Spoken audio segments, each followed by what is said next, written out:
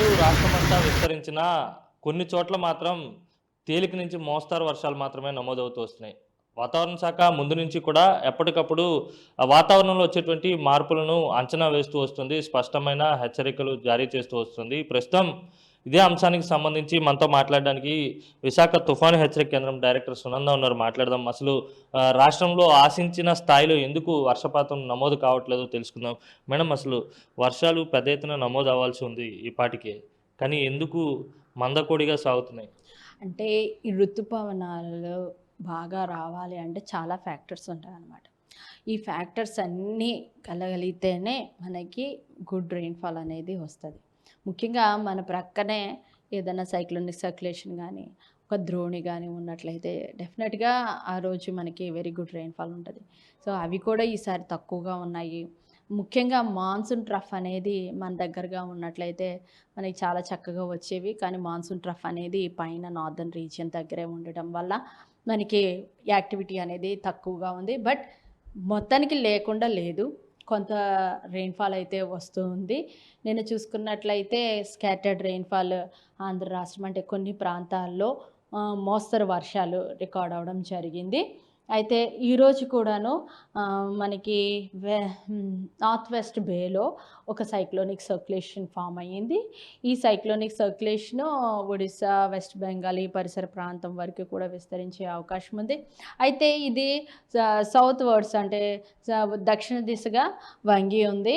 So, కాబట్టి దీనివల్లనే ఈ north coastal ఆంధ్రప్రదేశ్‌లో ప్రస్తుతం క్లౌడీగా కొంతవరకు ఉంది. సో, దీని ప్రభావంతోటి ఈరోజు కోస్తా ఆంధ్రాలో ముఖ్యంగా నార్త్ కోస్టల్ ఆంధ్రప్రదేశ్‌లో తేలిక నుంచి మోస్తరు వర్షాలు పలు ప్రాంతాల్లో ఉండే అవకాశం ఉంది. దక్షిణ కోస్తా ఆంధ్రాలో అయితే గనక కొద్దిగా తగ్గుతది. కొన్ని ప్రాంతాల్లోనే ఉంటది. అలాగే 1, 2 చోట్ల భారీ వర్షం అనేది నార్త్ కోస్టల్ ఆంధ్రప్రదేశ్‌లో రావడానికి అవకాశం ఉంది. సో, ఇది ఈరోజు ఉన్న పరిస్థితి.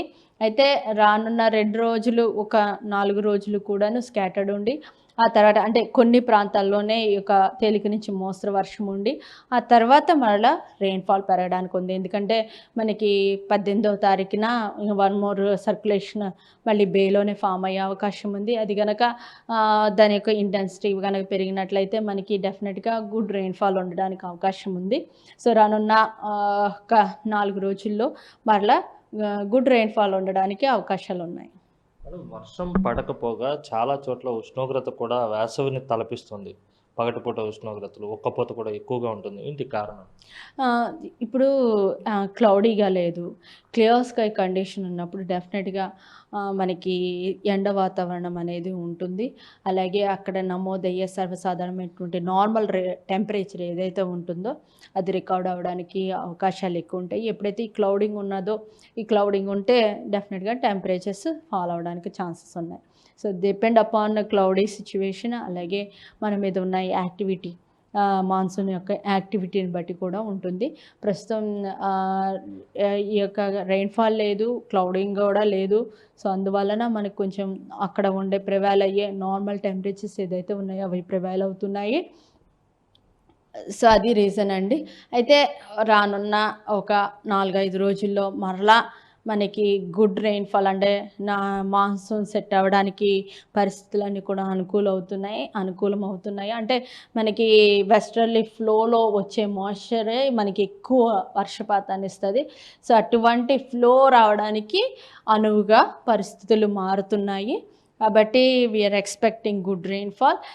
కానీ ఈ 4 రోజులు, 2, 3 రోజులు మాత్రం క్లౌడీగా ఉండి ఒక్కో చోట చెదురుమదురుగా తేలిక నుంచి మోస్తరు వర్షాలు పడతాయి.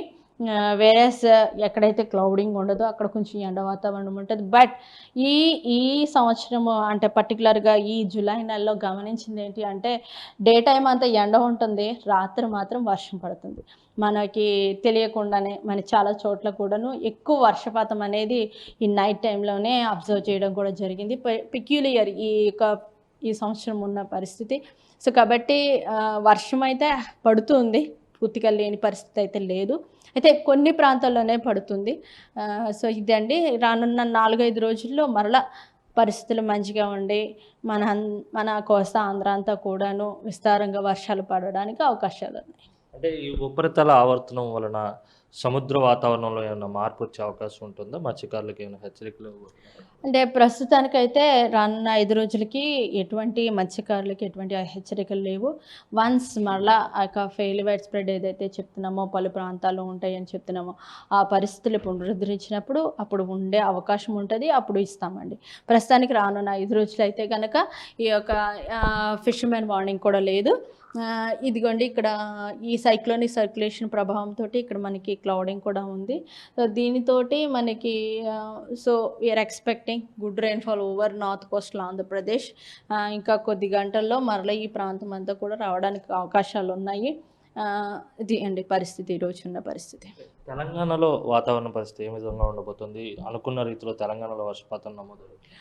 తెలంగాణలో కూడా మనకి మనకి వర్షపాతం ఎక్కువ మంచిగా రికార్డ్ అవుతుందో, తెలంగాణలో కూడా ఆబ్వియస్‌గా మన ప్రక్కనే కాబట్టి వాళ్ళకి కూడా అదే సిచ్యువేషన్ ప్రివైల్ అవుతూ ఉంది.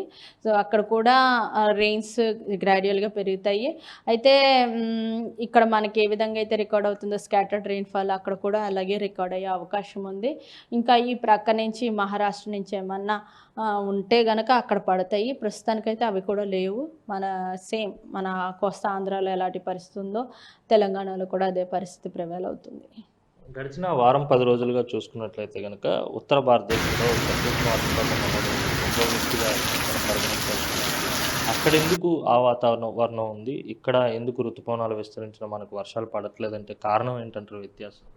అది మాన్సూన్ ట్రఫే మరి. నార్త్‌లో ఎక్కువ రెయిన్స్ పడుతున్నాయి అంటే అక్కడ వెస్టర్న్ డిస్టర్బెన్స్ అనేది ఇంకొకటి ఉంది. అలాగే మాన్సూన్ సైక్లోనిక్ సర్క్యులేషన్స్ కూడాను నార్దర్న్ రీజియన్‌లోనే ఉండడం చేత ఈ రెండిటి యొక్క సమన్వయంతోటే మనకి నార్దర్న్ రీజియన్‌లో నార్దర్న్ డిస్ట్రిక్ట్స్‌లో స్టేట్స్‌లో యూపీ, ఉత్తరాఖండ్ వీటిల్లో విస్తారంగా అత్యంత భారీ వర్షాలు ఈవెన్ ఫ్లడ్ సిచ్యువేషన్ కూడా వచ్చింది. అంటే రెండిటి కలయికతోటి మనకి అక్కడ ఎక్కువ విస్తారంగా వర్షాలు పడుతున్నాయి. అయితే రానున్న 2 డేస్‌లో కూడా అక్కడ కూడా తగ్గుతుంది. ఈ 2 డేస్‌లో తగ్గుతది. సో మనకి ఇక్కడ సర్క్యులేషన్స్ ఏవైతే ఫామ్ అవుతాయో దాంతోటి ఫ్లో అనేది స్ట్రెంగ్థెన్ అయ్యి బాగా వర్షం రావడానికి అవకాశం ఉంది. మేడం ఇంకో విషయం, మైదాన ప్రాంతాల్లో అక్కడక్కడ చెదురుమదురు వర్షాలు నమోదైనా ఏజెన్సీ ప్రాంతాల్లో మాత్రం పెద్ద ఎత్తున వర్షపాతం నమోదవుతుంది. మనం చూసుకున్నట్టు స్టాటిస్టిక్స్ చూస్తే కనుక పార్వతీపురం మన్యం జిల్లా కావచ్చు, అల్లూరు సీతారామరాజు జిల్లా కావచ్చు, ఇక్కడ అత్యధిక వర్షపాతం నమోదవుతుంది. ఇందుకు కారణం ఏంటి? కారణం ఏంటి అంటే due to plantation agency area కావడంతోటి forest, so moisture accumulation, so వీటన్నిటితోటి తర్వాత అది హైలీ ఎలివేటెడ్ ఏరియాస్ ఈ 2 కూడాను. సో హైలీ ఎలివేటెడ్ ఏరియా ఏమాత్రం కొంచెం క్లౌడ్ హోరోగ్రఫీ వల్ల కూడాను మనకి ఎక్కువ వర్షపాతం అనేది రికార్డ్ అవ్వడం సర్వసాధారణమైనటువంటి విషయం. సో అందుచేతనే ఆ ఏరియాస్‌లో ఎక్కడ వర్షపాతం లేకపోయినా ఈవెన్ నేను సమ్మర్‌లో కూడాను అక్కడ రోజు ఏదో టైంలో వర్షం పడుతూ ఉండేది. అంటే కన్వెక్టివ్ యాక్టివిటీ వల్ల. ఎందుకంటే ఫామ్ అయిన క్లౌడ్ ఏదైతే ఉందో ఆ హై ఎలివేటెడ్ ఏరియాస్‌కి టచ్ అయినప్పుడు ఓరోగ్రఫీ అంటాం. ఓరోగ్రఫీ వల్ల కూడా ఎక్కువ వర్షపాతం అనేది నమోదవుతూ జరుగుతుంది. అయితే మొత్తం మీద 4, 5 రోజుల్లో మళ్ళీ మాన్సూన్ ఎఫెక్ట్ అయితే పూర్తి స్థాయిలో స్టార్ట్ కాబోతుంది. వర్షపాతాలు ఆశించిన స్థాయిలో నమోదయ్యే అవకాశం. యెస్. డెఫినెట్‌గా హోప్ మంచి వర్షపాతం ఉంటుందని ఎక్స్‌పెక్టింగ్ అండి. ఇది మొత్తం మీద అయితే గనక మరో 4-5 రోజుల్లో వాతావరణ పరిస్థితులు సద్దుమణిగే అవకాశం ఉంటుంది. బంగాళాఖాతంలో ఏర్పడేటువంటి ఉపరితల ఆవర్తనాల కారణంగా మాన్సూన్ ఎఫెక్ట్ అయితే పూర్తి స్థాయిలో ఉండబోతోంది. ఆశించిన స్థాయిలో వర్షపాతం కూడా నమోదయ్యే అవకాశం ఉంటుందని చెప్పి వాతావరణ శాఖ అంచనా వేస్తుంది. వీడియో జర్నలిస్ట్ సుధాకర్తో కలిసి అనిల్ RTV విశాఖ.